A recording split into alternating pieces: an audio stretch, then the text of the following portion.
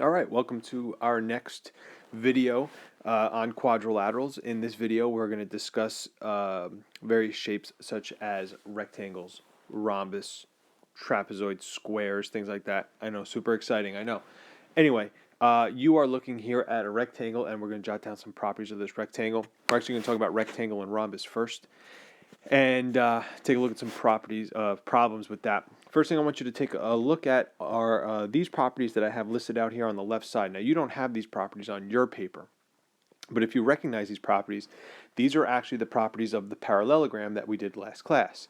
You should recognize some of those properties. The question I want to ask you is, of the 5 properties you see on the left, do they apply to the rectangle to its right? Are both sets of sides parallel, congruent, are opposite angles congruent, so on and so forth?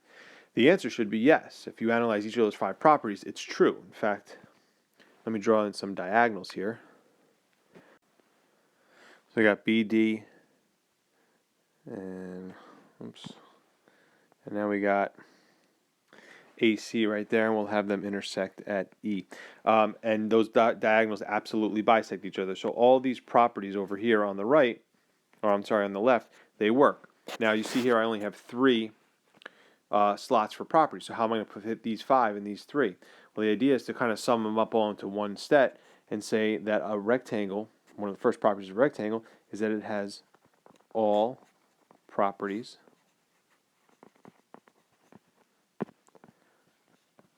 of a parallelogram. So that one step, or one property, takes into account all 5 of these right here. But obviously we see we have 2 more properties, a little bit more unique to the rectangle, that makes it more unique than a parallelogram. The first thing everybody should recognize or know that is that different from parallelogram is the angles right here are all 90-degree angles. That's different from parallelogram, so we're going to put 4 90-degree angles. Okay, and another thing that's changed from the parallelogram, we talked about the diagonals of the parallelogram not being congruent. Well, if we take a look at the rectangle, in this case, AC and BD are congruent to each other, so that's unique to the rectangle. So we're going to say that the diagonals are congruent. Okay, so these 2 properties, number 2 and 3, are very unique to the rectangle as compared to the parallelogram. If we move on to the next slide, we move on to the rhombus. We see here, again, on the left side here, I got these properties of the parallelogram, all 5. The question is, do these 5 properties, the ones of a parallelogram, apply to this rhombus? Actually, it kind of looks like a parallelogram, even though it's a little bit more special. But yes, of course, all of these properties right here apply to that rhombus. So again, just to encompass all those properties, we're going to say that we have all the properties of a parallelogram. All right. Now, let's draw in some diagonals here. Can't really see them that well. Okay. There's actually a lot of stuff going on at the diagonals. First off, let's get some labels here. One of the most common properties and one of the most important properties of a rhombus is that all these sides are the same length. So it's essentially like a square that has no right angles. So we're going to say all sides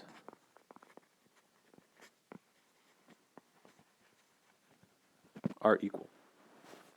The next 2 properties actually have to do with the diagonals. Let me get those in blue here. So we got the diagonals. One very unique thing that has happened, doesn't happen in a parallelogram, doesn't happen in a rectangle, is that these diagonals actually form 90-degree angles right in the middle there. There's actually 4 90-degree angles right at that middle point there. So these diagonals are perpendicular, okay, and form 90 degrees, and we're going to see how that's going to help us solve problems later. The last one, kind of an obscure property, but a pretty important one. These diagonals are actually taking angle A and bisecting it. And this diagonal is also bisecting angle C. So this angle is getting bisected, which means this part of the angle and this part of the angle are congruent to each other. It happens all around. Angle B is getting bisected, angle C is getting bisected, and this should be angle D is getting bisected as well. So we're going to say that the diagonals bisect opposite angles. All right. Now what we're going to do is we're going to check out some problems, just a couple, that illustrate or apply some of these properties of rectangles and rhombus. All right, I got 4 problems here. We're probably only going to do 3 of them, but again, the properties that we just talked about, how can we use them to solve problems? This first one, pretty straightforward. We're dealing with a rhombus. All right. Our job is to find the length of MA, which is right here. Okay. Now, obviously, the first thing we're going to have to do is we're going to have to work with these algebraic expressions. We got y plus 8 and 4y minus 7. We're going to have to find y in order to find MA. What's the relationship between these two sides of a rhombus? Well, we just talked about all sides of a rhombus being equal. So it's as simple as doing y plus 8 is equal to 4y minus 7. All right. Do some quick algebra, and we should be able to get y equal to 5. Now, we got to get the value of MA. People notice, well, hey, there's no expression on MA.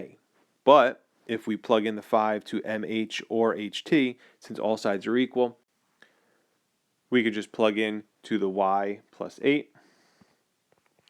So y plus 8 is going to equal 5 plus 8, or 13. So since this is 13, we know that MA is 13 as well. Okay, it's very important to understand the properties that we use there, and the big property that we used there was that all sides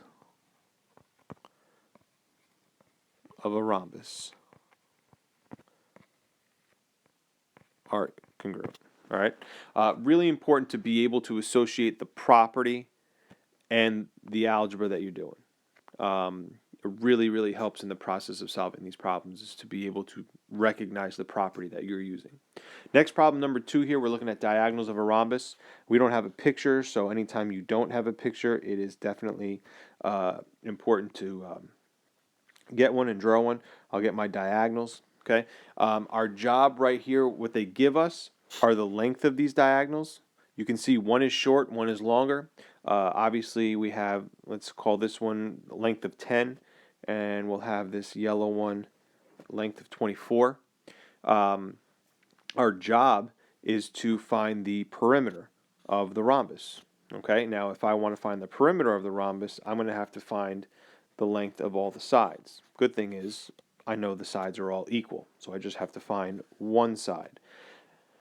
All right, to do that, basically going to have to take these diagonals and split them up. We know that the diagonals of a rhombus bisect each other. They cut each other in half. So let's take a look at this long one, the yellow one. It has a 24 length. I can split that up into a 12 and a 12. Now take a look at the 10. I can split that up into a 5 and 5. Okay? I do that in order to create this little triangle right here. And what's special about it is we talked about a property of a rhombus that states the diagonals are perpendicular. That's giving me this right angle right there.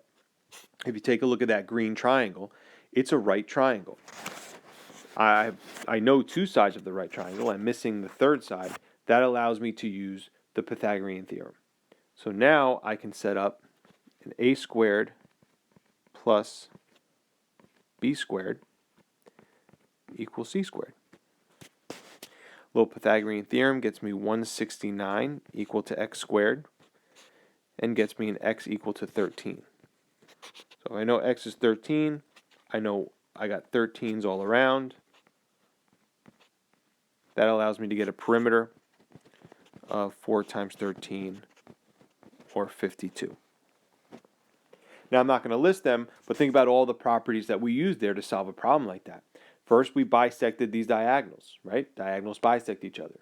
Then we talked about the diagonals being perpendicular, forming this right angle. Helped us use the Pythagorean theorem. Then we used the fact that all sides of a rhombus are congruent. Well, that allows us to get the perimeter. So number 2, definitely using at least 3 properties of a rhombus that helped us solve that problem. In this next slide, we're just going to check out number 3. Pretty straightforward. It says we have a rectangle ABCD. Again, no picture. Make sure you draw one. A, B, C, D. It's giving us lengths of AC and BD. Okay, those are the diagonals right there, AC and BD. So really quickly, what do you know about the diagonals of a rectangle? Well, we said that they were congruent. So the diagonals of a rectangle are congruent. It's as simple as taking 3x plus 15 and setting it equal to 4x minus 5. All right, not that bad algebra. We're going to get an x, should get an x equal to 20. We are looking for AC, so it's a matter of plugging in 3 times 20 plus 15, and that's going to get us a length of 75. Okay, again, what property did we use? Diagonals of a rectangle are congruent. All right, we're going to skip number 4, and we're going to head right into the square. All right, so we go to the side with the square, and check out what I put here, and you don't have to write these down, but over here I've got all those properties. These were the parallelogram properties, right? Those are the 5 that we talked about earlier.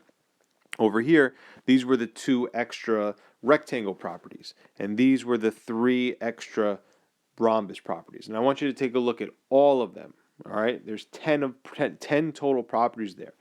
And I want you to take a look at the square and think about if any of those don't work in a square.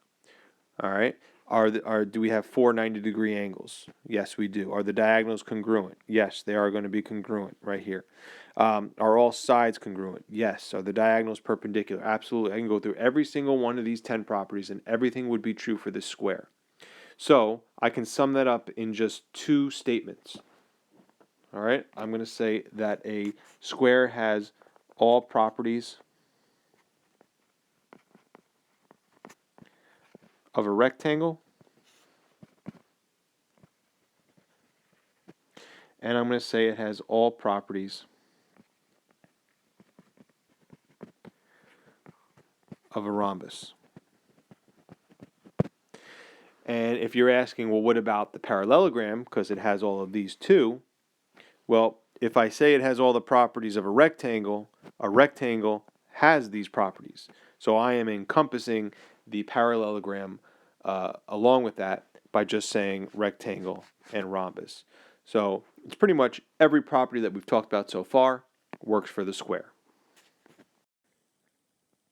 All right, and we got the trapezoid here. Now, obviously, looking at the trapezoid, we can see that it's very different than the other shapes. The biggest difference is that we are only looking at one set of sides, I'm highlighting them here in green, that are parallel. The other shapes had 2 sets of sides that were parallel. So the biggest property here, or the one property here that we're going to distinguish this from all the others, is we're going to say that a trapezoid has at least one set of opposite sides parallel. Now, we're going to spend some time in class talking about what exactly this term at least stands for, and we'll dive into that deeper.